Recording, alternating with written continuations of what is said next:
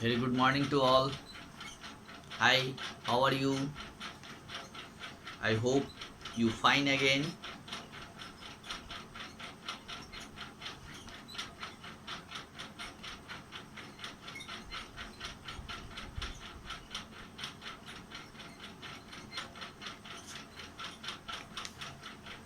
तो आज हम लोग इंग्लिश में पेज नंबर 52 ये चैप्टर 5 है ट्रैवल, और उसी चैप्टर में जो एक्सरसाइज है ग्रामर गाइड, आज हम लोग ग्रामर गाइड करेंगे। ओके, इससे पहले शायद हम लोगों ने कर लिया है टोटल। अब हम लोग आज ग्रामर गाइड पढ़ेंगे। Grammar guide page number 52, turn page number 52 please. तो यहाँ पे देखेंगे हम लोग कि C1 जो है read this sentences. Okay, read this sentences. और सेंटेंस जो है वो आपका है I travel on A bike और थ्रू ए बुक। क्या है? I travel, TRAVEL, travel on A bike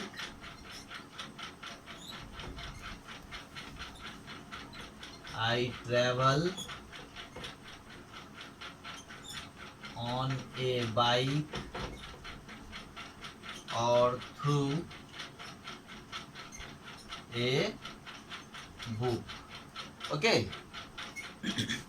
तो यहाँ पे आपके बुक में ये सेंटेंस दिया हुआ, I travel on A bike और थ्रू ए बुक। इस सेंटेंस को करा कि रीड दिस सेंटेंसेज, यानी इन सेंटेंसेज को पढ़िए। हम लोगों ने पढ़ा I travel on A bike और थ्रू ए बुक। अब हम लोग देखते हैं कि इसमें एक जो है आपको आई को अलग घेरा हुआ है ना, आई को अलग, और यहाँ ट्रैवल से लेकर के यहाँ तक इसको अलग घेरा हुआ है ना। और इसमें ट्रैवल जो है आपका ये नीचे से भी ऐसे घेरा हुआ है। तो इसका क्या मतलब, यानी यहाँ पे ये चीजें बताया जा रहा है कि सेंटेंस में जो है, इस सेंटेंस में दो पार्ट्स हैं, है ना। फर्स्ट जो है आई, ये आपका सब्जेक्ट है। क्या है? सब्जेक्ट। और सब्जेक्ट के बाद ट्रैवल ऑन ए बाइक और थ्रू ए बुक, यहां से यहां तक क्या है? ये सब्जेक्ट एंड प्रेडिकेट। प्रेडिकेट, ये क्या है? प्रेडिकेट है। प्रेडिकेट, ओके, ये आपका प्रेडिकेट है, यानी ट्रैवल ऑन ए बाइक और थ्रू ए बुक। ठीक है, तो इस सेंटेंस में दो पार्ट्स हुए, और प्रेडिकेट वाले पार्ट्स में एक और वर्ड्स को और नीचे से घेरा हुआ है, अंडरलाइन किया हुआ है। ये जो है ट्रैवल, इसको हम लोग बोलते हैं वर्ब। इसके नीचे लिखा हुआ है, क्या है ये है वर्ब। अब देखिए यहाँ पे I travel on A bike और थ्रू ए बुक। आई को सब्जेक्ट बताया गया है, और आई सब्जेक्ट है भी, ठीक है। और आई के बाद जितने भी लेटर्स हैं, वर्ड्स हैं, टोटली क्या है? वो प्रेडिकेट है। इससे क्या पता चलता है कि सेंटेंस हैज टू पार्ट्स, यानी इस वाक्य में, और वाक्य के दो पार्ट्स होते हैं, है ना, दो भाग होते हैं। एक होता है सब्जेक्ट और दूसरा होता है, and second is predicate. First is subject and second is predicate. Okay, तो सब्जेक्ट एंड प्रेडिकेट, सब्जेक्ट होता है और एक होता है प्रेडिकेट। तो हम लोगों ने ये पहले भी पढ़ा है कि किसी भी सेंटेंस में जो है दो पार्ट्स होते हैं, और एक होता है सब्जेक्ट और दूसरा होता है प्रेडिकेट। ठीक है, You have already learned that sentence is a group of words that make a complete sense. अब पहले हम लोग जानेंगे कि सेंटेंस क्या होता है ना?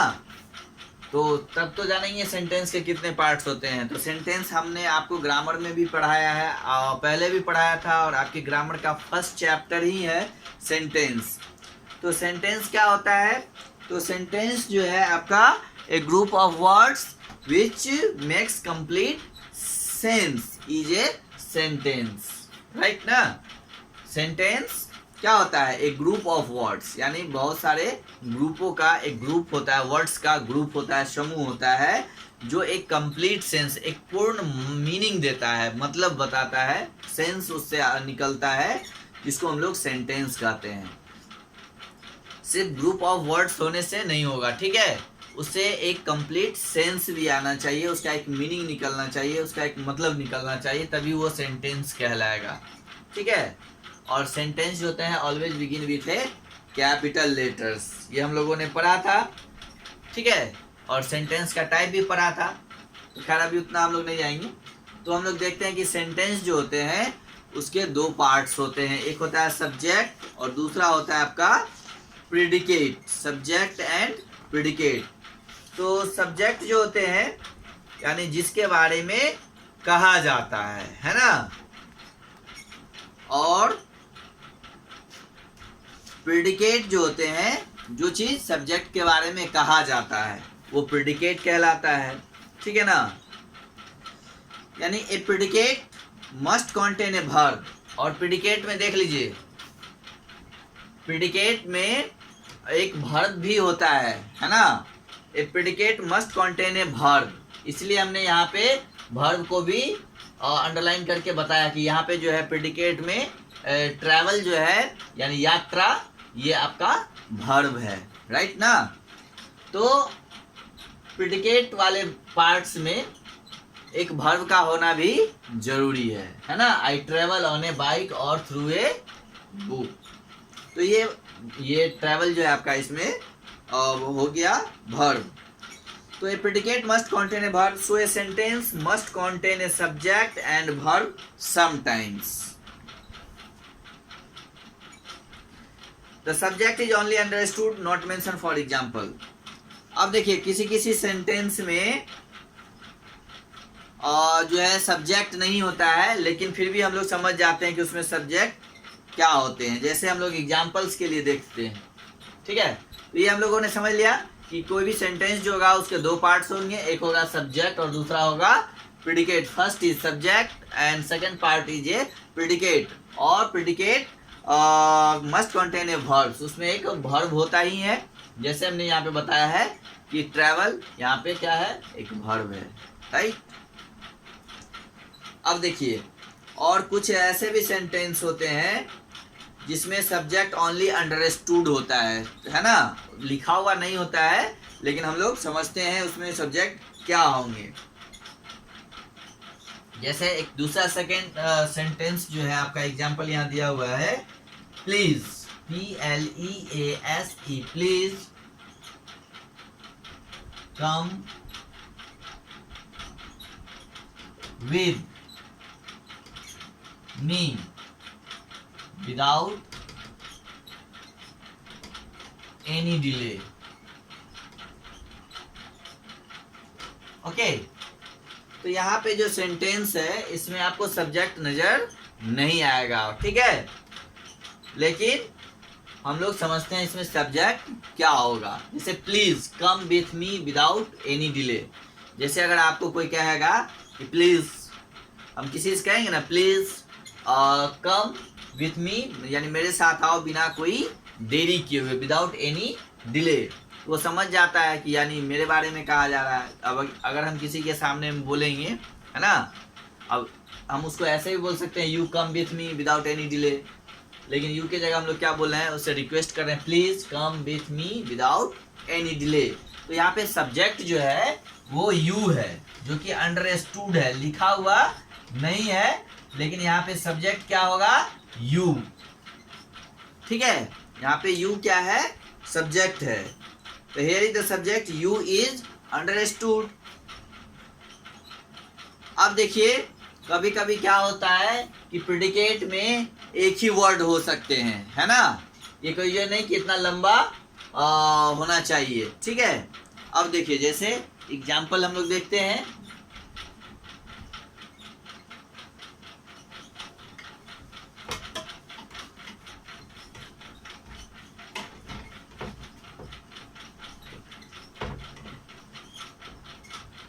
ठीक है, जैसे यहाँ पे है the Anshika and वनिष्का।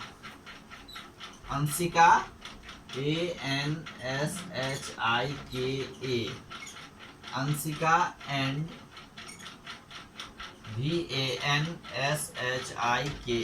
Vanshika slept SLEPT, slip. अब देखिए यहाँ पे जो है यानी ए प्रेडिकेट में कंटेन ओनली वन वर्ड, यानी कभी कभी प्रेडिकेट क्या होते हैं वो वन वर्ड के भी प्रेडिकेट होते हैं, है ना। और सब्जेक्ट आपका 2 वर्ड्स 3 वर्ड्स भी हो गया। जैसे यहाँ देखिए ये जो आपका है अंशिका एंड वंशिका, ये आपका क्या हो गया, सब्जेक्ट हो गया।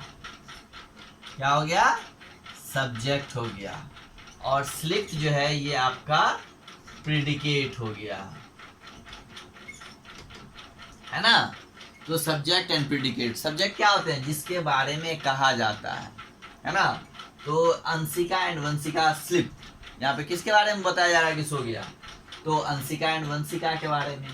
और क्या कहा जा रहा है, तो स्लिप। तो स्लिप क्या हो गया, जो कुछ कहा जाता है वो प्रेडिकेट होता है और जिसके बारे में कहा जाता है वो आपका सब्जेक्ट होता है। तो कभी कभी subject one words sorry predicate जो होते हैं वो वन वर्ड भी होते हैं, ठीक है। अब देखिए नेक्स्ट जो है उसके नीचे एक सेंटेंस लिखा हुआ है, नाउ रीड दिस सेंटेंस, है ना। Now read this sentence, sentence क्या है, तो and have some adventure, and have some adventure and some fun, ठीक है ना। तो यहां देख लीजिए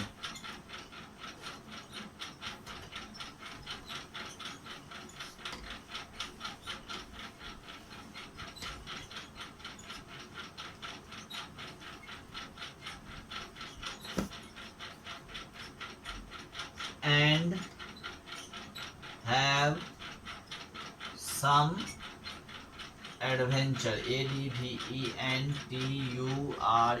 adventures and some fun, okay, and some fun, and have some adventure and some fun.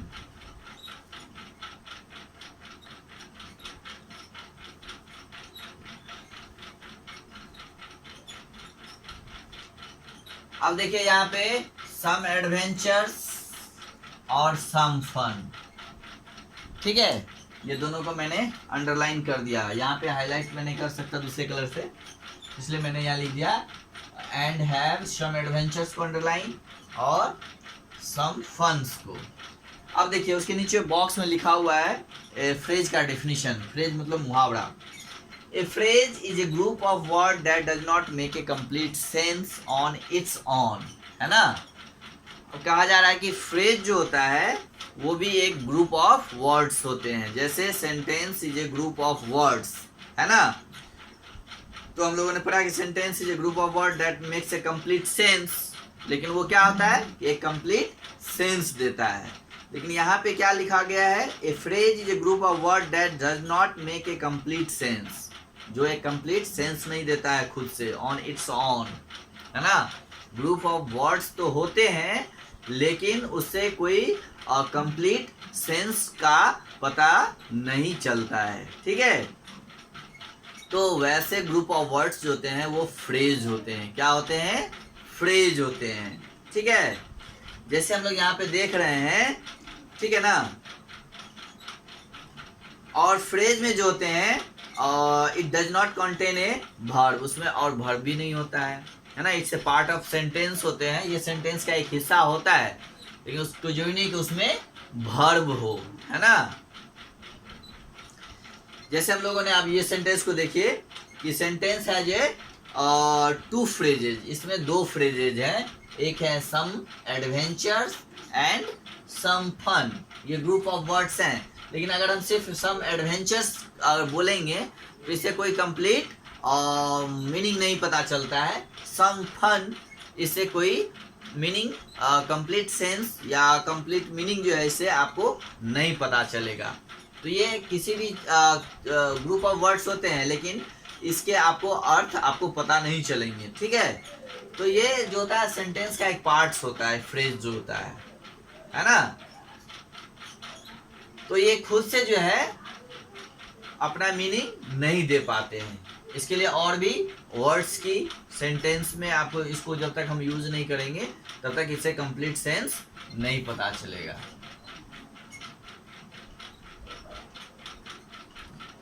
अब देखिए नीचे जो है आपको underline the phrase in the sentences. अब यहाँ पे सेंटेंस दिया हुआ है, इसमें फ्रेज को अंडरलाइन करना है ना। He lives in Lucknow the capital of Uttar Pradesh, right.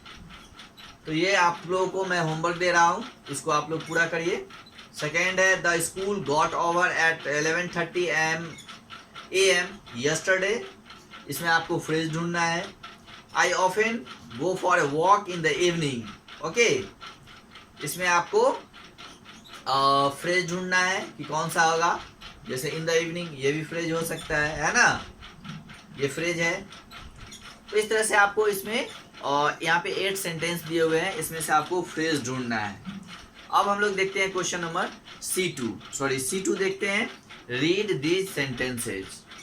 The book with the red cover belongs to me, यानी जो बुक है रेड कवर जिसमें है वो बुक्स, वो किताबें और वो किताब मेरा है। बिलोंग्स टू मी यानी वो हमसे बिलोंग्स करता है, यानी वो मेरा है ना। And this is my book, okay.